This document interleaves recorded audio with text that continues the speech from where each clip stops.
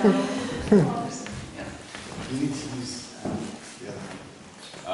think I'm ihan tuossa, okei.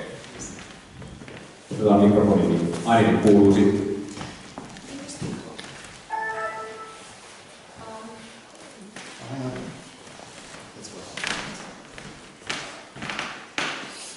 Kipala on verrat kiinni. Joo. Kyllä parempi.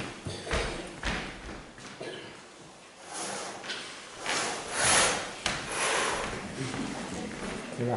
Kiitos sinulle. Vähän tuonne taakse, koska mennään vähän paremmin. Voitte tulla tänne sivustolle, jos haluatte nähdä paremmin. Tässä ees on parhaat paikat. So, Niin. I'm going to tell you my story, Kerron teille nyt tarinani. and I'm going to ask forgiveness from Manu Ja minä pyydän tässä vaiheessa anteeksi Manulta and Kipa, ja Kipalta, you've probably heard the story several times now, jotka ovat varmaankin kuulleet tämän jo aika monta kertaa.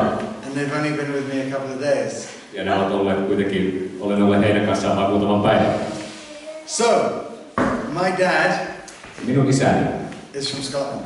on Skotlannista. My mother is from Morocco. Äitini on Marokosta. I was born in Israel.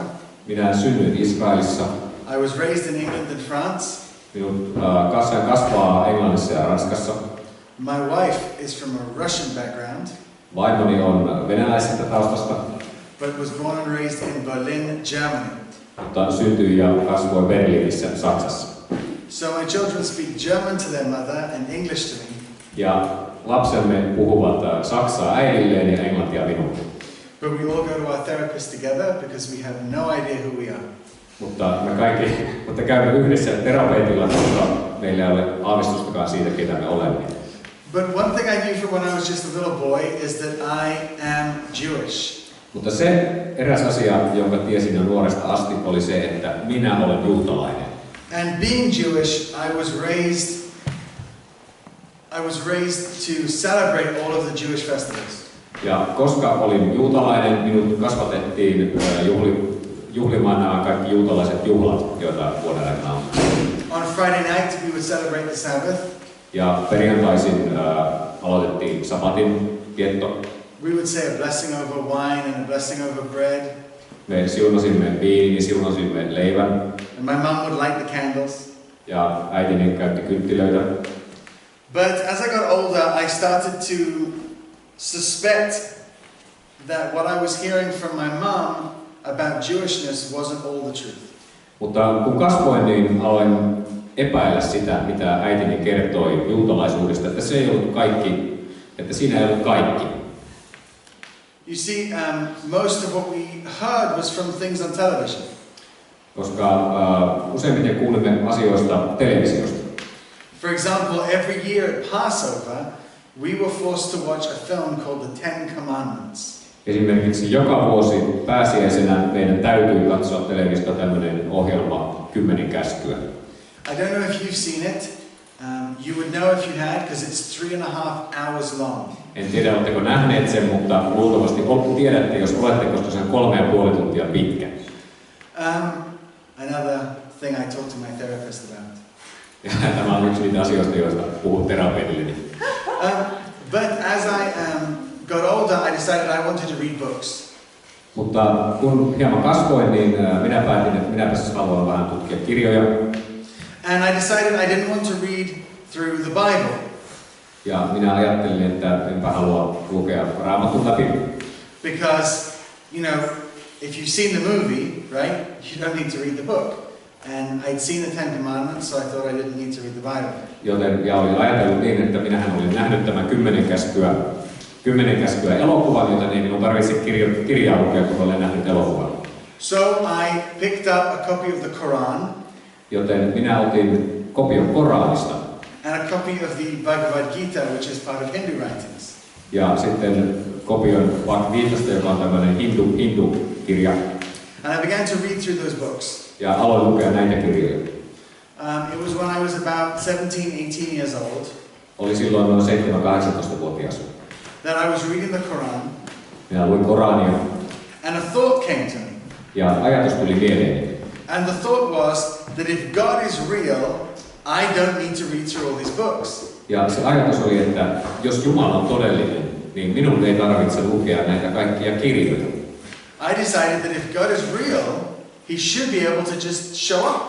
Ja minä päätin, että jos Jumala on todellinen, niin hänelle pitäisi olla mahdollista vain ilmestyä. So I took the Quran, Joten minä otin Koranin, I put it down next to me, laitoin sen viereeni and in my bed, sitting on my bed, I asked God to show up. ja istuin sängylläni, pyysin Jumalaa ilmestymään. And right there at the end of my bed appears the face of Jesus. Ja juuri siinä minun sänkyni edessä ilmestyvät Jeesuksen kasvot. So naturally, I freak out. Joten luonnollisesti pelästyin valtavasti. I have no idea what I'm going to do. Ei mitään, minulla ole aavistustakaan, mitä minun pitäisi tehdä. And you have to see the humor of the scene. Ja sen niin kuin, tavallaan näkymän tämmöinen hauskuus. There's a Jew sitting next to a copy of the Quran, seeing Jesus at the end of his bed. Että on siinä, hauskuus on siinä tavallaan huumori siinä, että on juutalainen, joka istuu Koranin vieressä ja näkee Jeesuksen. So I thought I was going. Minä luulen, että minä olin hieman niin kuin tulossa hulluksi. So I decided that I was not going to tell anyone about this vision. Ja minä päätin, että minä en kerro tästä kenellekään. And I began to rationalize to myself that I must have seen this picture of Jesus somewhere else. Ja minä aloin niin kuin järkeillä sitä, että minä olen varmaankin nähnyt tämän kuvan jossain muualla ja sitten se vaan tuli mieleeni. So I put the image to the back of my mind and forgot about it. Ja minä sitten tämän hautasin mieleni pohjalle ja unohdin sen. I left England where I was at that time and went back to Israel. No noihin aikoihin sitten lähdin Englannista ja menin Israeliin. In Israel I met the most beautiful girl in the world. Israelissa tapasin maailman kauneimman tytön. Her name is Adele, and Adele today is my wife. Hänen nimensä on Adele ja hänet tänä päivänä on minun vaimoni. And when Adele and I met, we talked about God all the time. Ja Adelen kanssa me puhuimme Jumalasta koko ajan.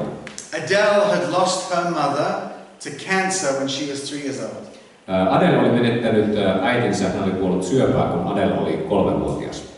So she was raised by her dad. Joten hänen isänsä oli kasvattanut hänet.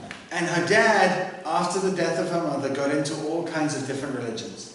Ja tämä isä, kun se äiti oli kuollut, niin oli sen jälkeen sitten kierrellyt kaikenlaisissa uskonnoissa. He was trying to find an answer to the suffering he was feeling. Hän yritti löytää vastauksen siihen kärsimykseen, joka hän joutui kokemaan. Eventually her dad gets into a local yoga center. Lopulta tämä isä sitten päätyi tämmöiseen paikalliseen joogakeskukseen, And basically decides to mix all the religions together. joka periaatteessa on semmoinen paikka, jossa sekoitetaan kaikki uskonnot keskenään. So Adele was raised as a vegetarian, she was raised with meditation, she was raised with all sorts of things. Joten Adele sai kasvaa tämmöisen niin kuin kasvissyönnin ja monenlaisten meditaatioajatusten keskellä. So we talked a lot about God. Joten me puhuimme paljon Jumalasta. But eventually we had a problem. Mutta lopulta meillä oli ongelma. We were talking a lot about God, but we were doing nothing. Me puhuimme paljon Jumalasta, mutta emme tehneet yhtään mitään. We didn't look or talk differently than most of the secular friends we had. Me emme näyttäneet erilaiselta, emmekä tehneet oikeastaan mitään eri lailla kuin suurin osa meidän näistä maallisista ystävistämme. And there's a name for people who talk about things but don't do those things. Ja sellaisille ihmisille, jotka puhuvat asioista, mutta eivät tee, sille on tämmöinen yksi sana olemassa. They're called hypocrites. Niitä kutsutaan tekopyhiksi. And so we decided we didn't want to be hypocrites. Joten me päätimme, että me emme halua olla tekopyhiä. And so we acted on our belief in God and started to do more Judaism. Joten me sitten päätimme noudattaa tätä päätöstä ja aloimme sitten toteuttaa juutalaisuutta. So we started to eat kosher. Aloimme syödä kosher ruokaa. We started to keep the Sabbath. Aloimme viettämään sapattia. I went to synagogue and realized you don't go once a week, you go 3 times a day. Minä menin synagogaan ja havaitsin, että no sinne ei mennä vain sapattina, vaan sinne mennään 3 kertaa viikossa. So I started to pray 3 times a day, and I started to grow my beard like in the film 10 Commandments. Ja aloin rukoilla 2 kertaa päivässä ja kasvattaa partaa niin kuin siinä 10 käskyä elokuvassa. Eventually, after living in Judaism, Adele and I got married. Lopulta sitten jonkun ajan kuluttua, kun olimme olleet juutalaisessa uskossa, niin sitten menimme naimisiin. And I was drafted into the Israeli army. Ja minut siinä vaiheessa sitten kutsuttiin juutalaiseen Israelin armeijaan. Now, in the Finnish army, you have chaplains. Suomalaisessa armeijassa teillä on varusmiespappeja ja sotilaspappeja.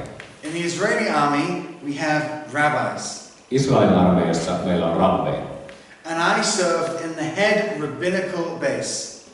Ja minä palvelin tässä näiden tavallaan tämmöisen hengellisen työn keskuksessa. One day when I went home from the base, I met a friend. Eräänä päivänä, kun palasin kotiin, niin tapasin erään ystävän. And we had this friend over for tea. So Yeah. I invited them over. Ja kutsuimme tämän ystävän teen. This friend, her name was Judy. Tämä ystävä, hänen nimensä oli Judy. And Judy sat in our living room and challenged Adele and I to read the Tanakh.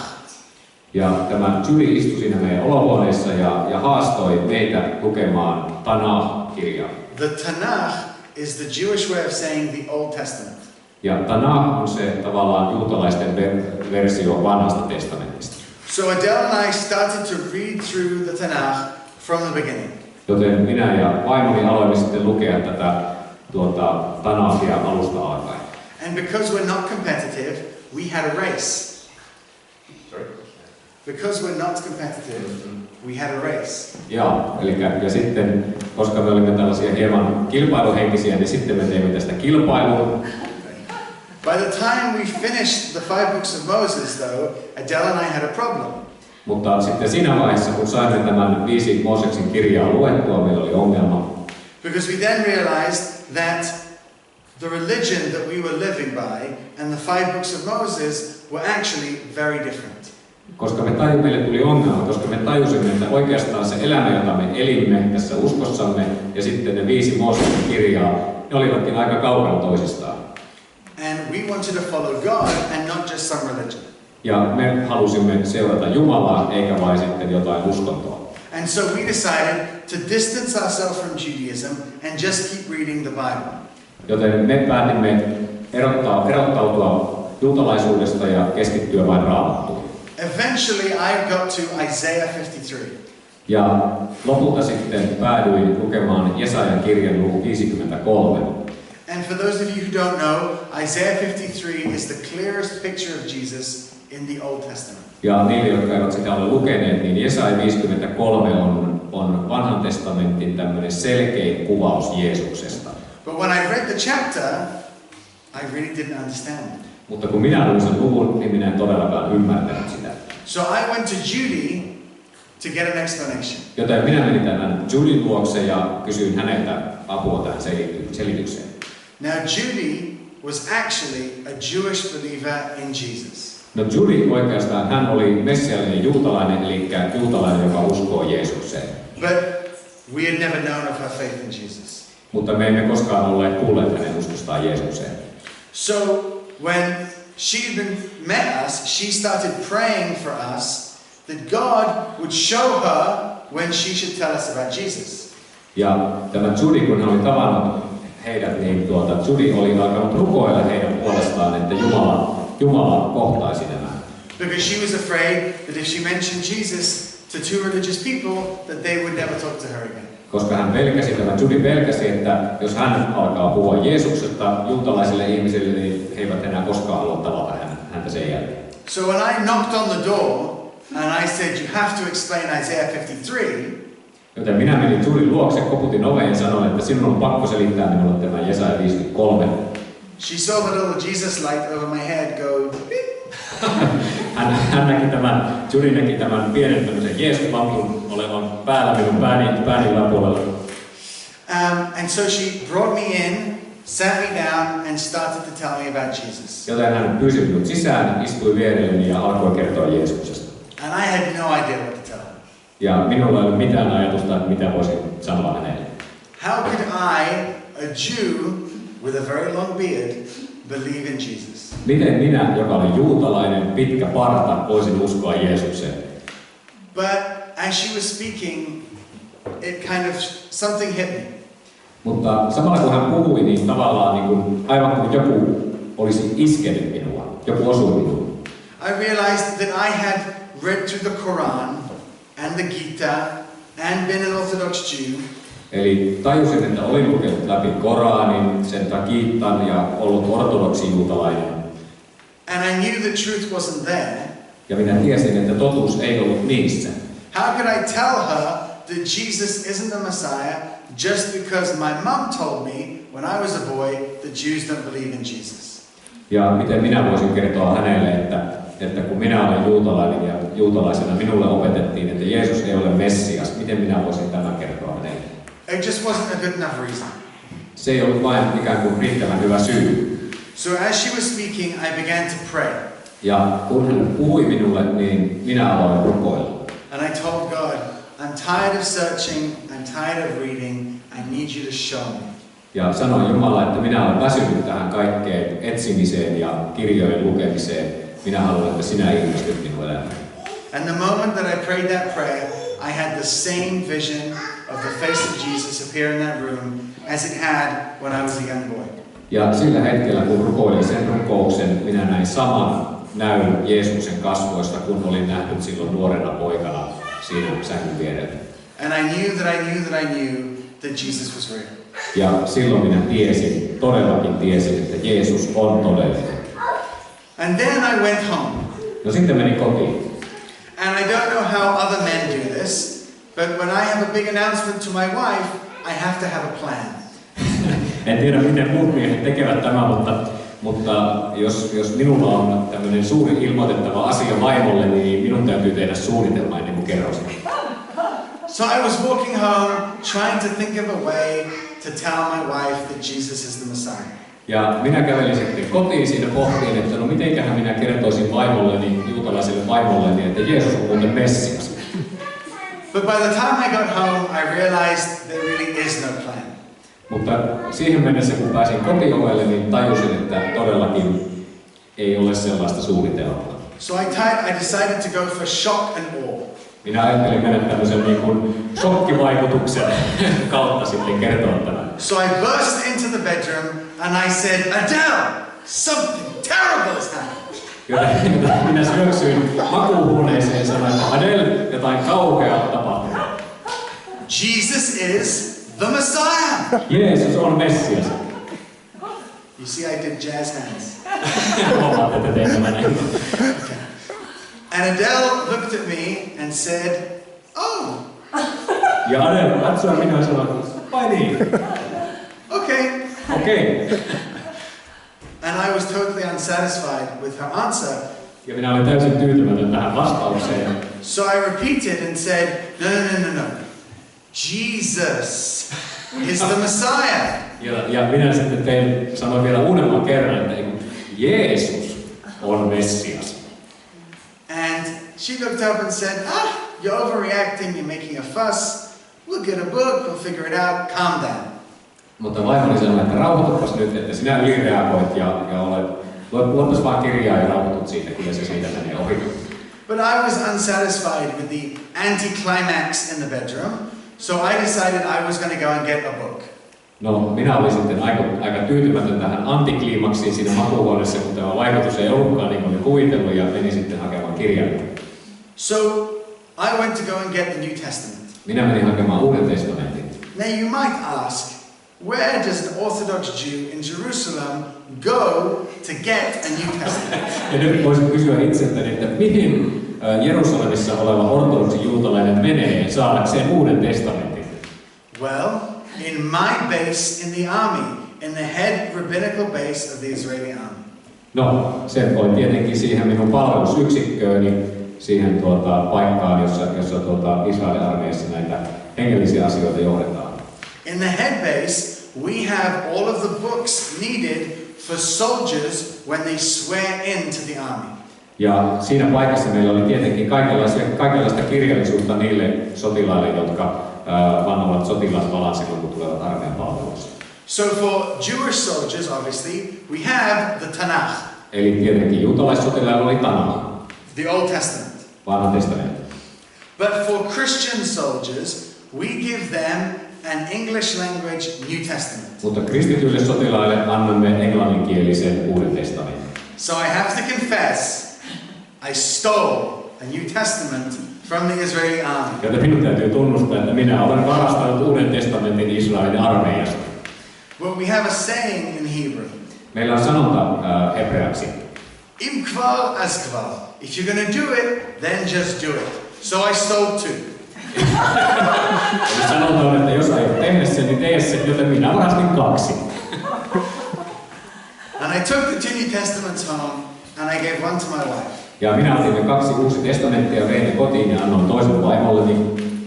It was 2 weeks later that I came home from the base to find Adele reading the New Testament. 2 viikkoa myöhemmin, kun palasin erään sieltä sotilaskeskuksesta, niin löysin vaimoni lukemasta Uutta testamenttia.